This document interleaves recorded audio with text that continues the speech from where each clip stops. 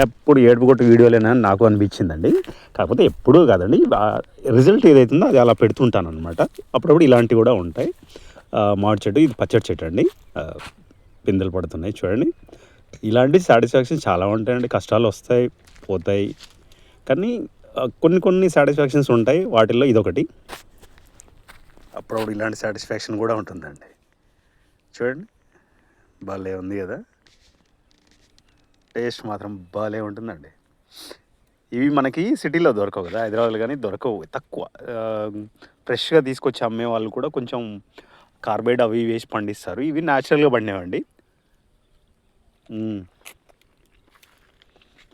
Taste మాత్రం భలే ఉన్నాయండి. ఇది చూడండి, కలర్ చూడండి, డార్క్ కాదు, ఇది లైట్గా ఉండాలి, భలే ఉంటుంది అనమాట. ఇలాంటివి చూసానండి సిటీకి రావాలనిపించదు, కానీ తప్పదు, రావాల్సిందే, పనులు చేసుకోవాల్సిందే అక్కడ, మళ్ళీ వచ్చి ఇక్కడ చేసుకోవాల్సిందే.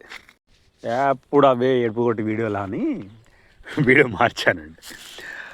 ఎప్పుడో 20 పైసలు నిమ్మకాయ అమ్ముకున్నాను, ఒక నిమ్మకాయ అమ్ముకున్నాను, నాకు ఇంత నష్టం వచ్చింది, అంత నష్టం వచ్చింది. సంపాదించినప్పుడు సంపాదించానండి, బాగా సంపాదించిన తోట మీద. చిన్న తోట అయినా పర్లేదు, బాగానే వచ్చాయి. వస్తాయండి అప్పుడు నష్టం వస్తాయి. ఇలాంటివి సంతోషాలు కూడా ఉంటాయి, ప్రజెంట్ మూమెంట్స్ ఉంటాయి, బాగుంటుంది.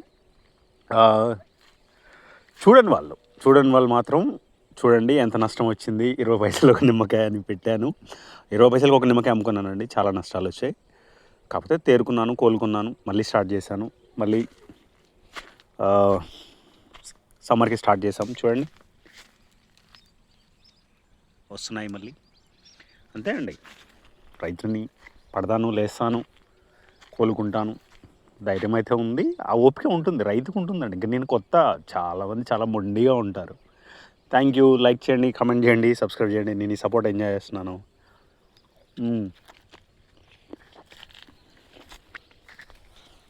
బాగుంది. Thank you.